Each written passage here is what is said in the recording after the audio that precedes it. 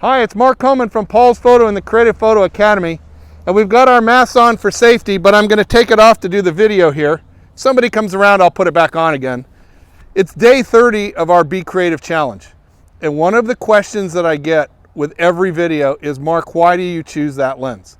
And I choose the lens to give me the look that I want, the picture that I want. And I brought with me today the Nikon Holy Trilogy, the Boss 3-pack, the Pro Pack, whatever you want to say for my Nikon Z7. I've got the 14-30, the 24-70, and the 70-200. And as a creative, serious photographer, that should be the kit that you have with you at all the time. So what have I got? So I've got the 24-70, the f2.8, the Pro version of the lens, and I use this lens as my general purpose lens. 24-70 gives me from 90 degrees to about 1.5 magnification. So what would I use a wide angle lens for on the poppies? So I've got it set to 24. The minimum focus with this lens at 24 is going to be around 24 inches. So here I am, right here, I'm focusing on, and I've got a nice grouping of poppies. I'm ISO 400 f8 at about a 2,000th of a second. Why f8? So I get medium depth of field. Why 2,000th of a second? Because there's wind and I need to stop the wind. Yes, my camera has the vibration reduction technology, but that doesn't stop the flowers. I need the fast shutter speed to stop the flowers. And at 24, I'm getting almost a 90-degree field of view, a range like this. If I zoom to 70, I'm going to, from the same distance, take about 6 or 8 poppies at a time. So once again, a nice group. So I'm composing to capture the image. I'm picking a good clean poppy for my foreground. You notice I'm varying my angle and my altitude because altitude is important. So even if I go way down, I get a nice picture at 70 with a foreground and a background. At f8, the background will be nicely out of focus. That's with the 24-70.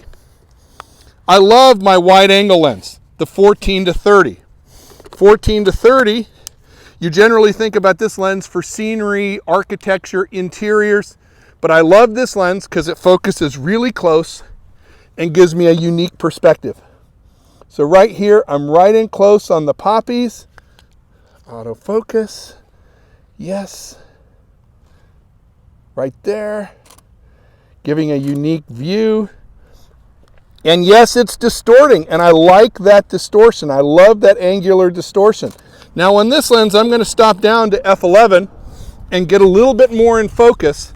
Now with the wide angle, you have to be careful because my shadow will get in the picture. Here comes the wind, so I need to rest. I can just talk to you for a second. There, now, up. And here come the bees. Oh my gosh, Mr. Bee, do your work. We need that pollination. Yes. So right here, I'm coming in close. You notice how close I am with the 14-30. And this is a great lens for taking in the whole scene here. Whoops, a little windy. But I have to be careful with the wide angle to not get the background. I don't want the apartment buildings behind us. Right there, yes.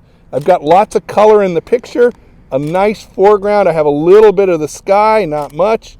But I'm going to bring out the sky. I'm just going to tip the lens down. Right there, I'm at the minimum focus. So that's using the wide angle to get a distorted view.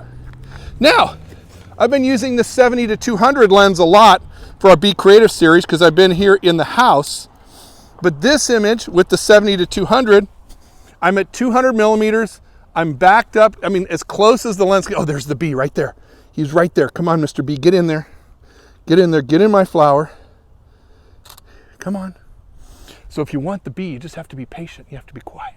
So I'm not going to talk right now. I'm just going to be quiet. We're going to see if he comes back to our flower here. I'm once again at f8 at about a 2,000th of a second. I've got a nice range on the image.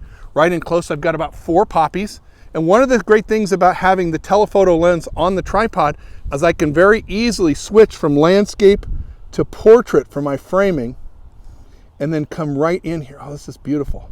So I've got a lot of flowers. Now I just have to wait for the wind to quit.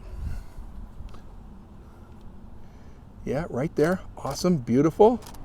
Look at that. Beautiful. So you'll get to see these pictures. I'll post them with the 14, the 24, the 70, and the 200, so you can see the difference. The whole point for choosing the lens is for choosing the picture you want. What picture do you want? How are you going to create that picture? And what are you going to do with it?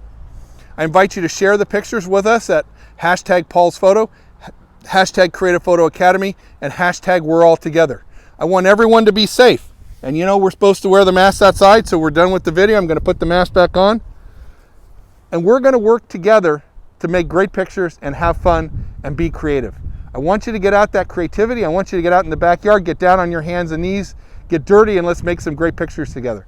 Mark Coleman from Paul's Photo and the Creative Photo Academy, wishing you be safe, have fun, keep your social distancing, and let's be creative and share the pictures together.